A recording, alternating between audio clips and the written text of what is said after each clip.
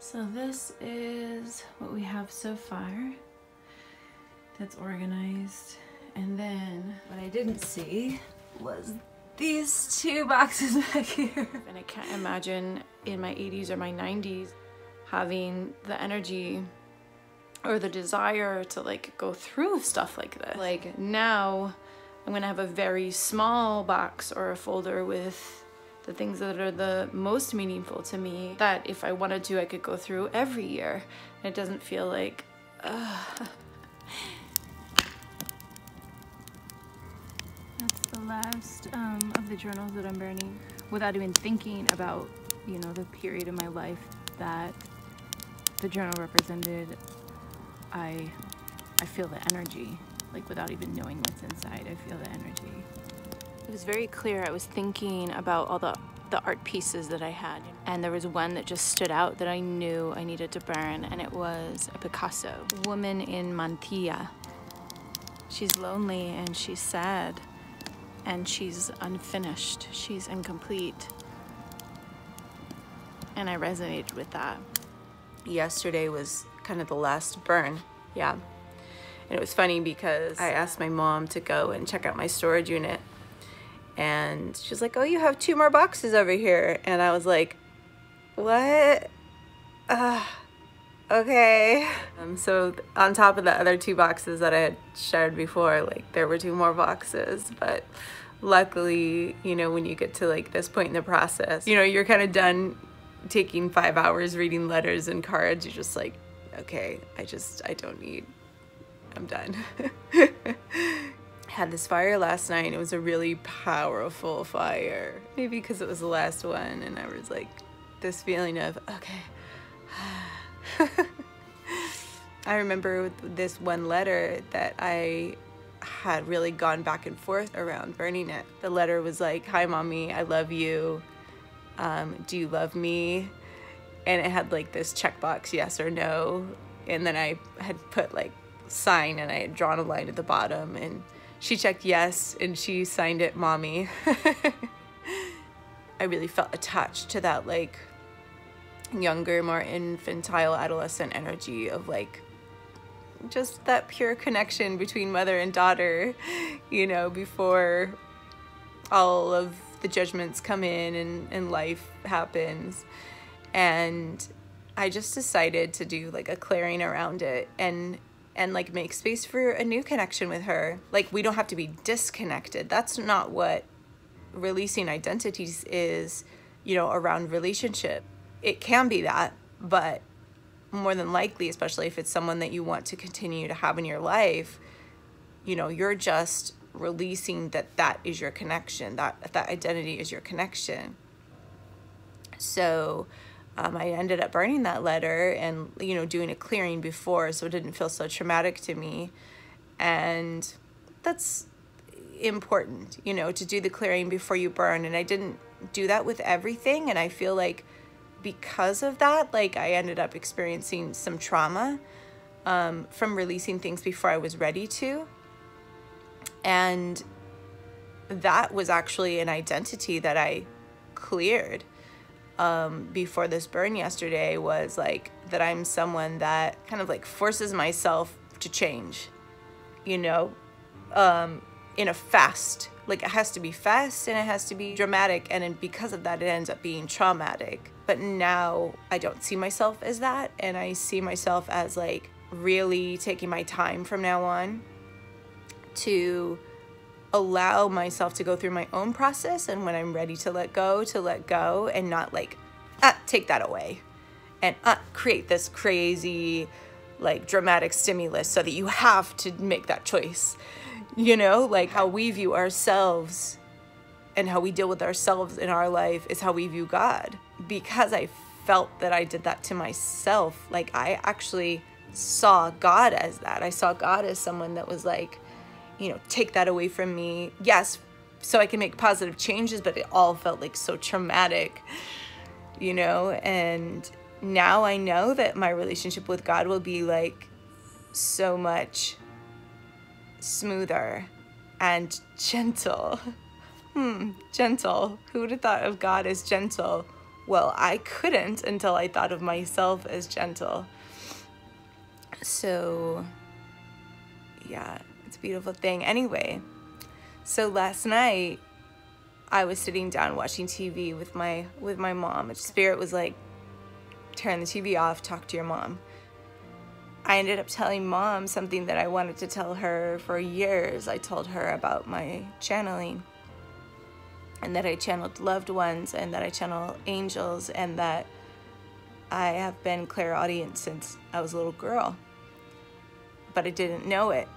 And she listened really well, and she reacted really lovingly and non-judgmentally, and I could tell she was really taking in the information and kind of like checking in with her own soul and her own belief systems and her own feelings. And that was my goal, is to not make her feel like what she believed or believes is wrong, but to kind of come from a more heartfelt space of, it's not really about me channeling, it's about me like wanting to feel closer to you and make sure like our relationship is okay. And like, we both had some tears, me probably 20 times more. She really got that I had felt isolated and like I couldn't tell the family. It wasn't that I felt that they would think a certain way. I shared with her, like, I felt that maybe like on a religious level that she would feel like she had to kind of disconnect with me because it was not in alignment with her beliefs. And she was like, no, of course not. She's like, I would never. She's like, God tells us to love everyone and to not judge anyone, and you're my daughter and you're part of me. And I just sharing this because like, this is the most intimate conversation I've had with my mom in years and years and years and years and years. And I do believe that me being willing to let go of that kind of identity of this adolescent connection that I have with my mom opened a space for a new connection. I have that, like, I don't want to keep anything that's broken.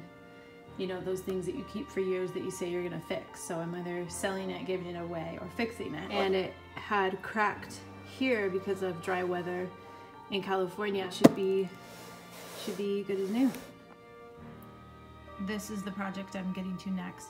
And one of the channels is not working, so I'm going to open it up and see if it just needs a good cleaning, which is what happened last time. Ash, just from 7 burns of paper products, essentially. This is the Dungeness River at Railroad Bridge Park.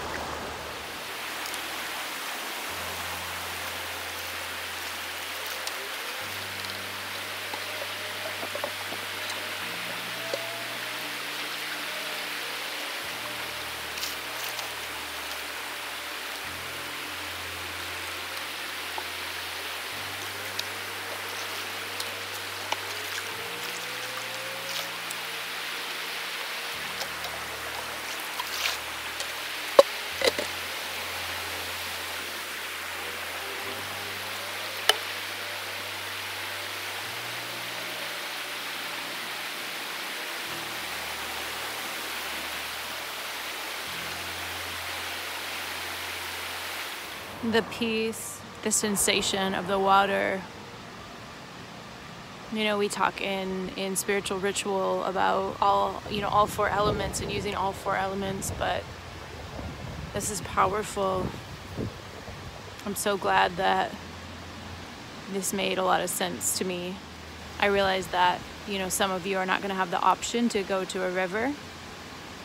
And maybe that looks like burying the ashes and giving them back to the earth to nourish and give the earth nutrients.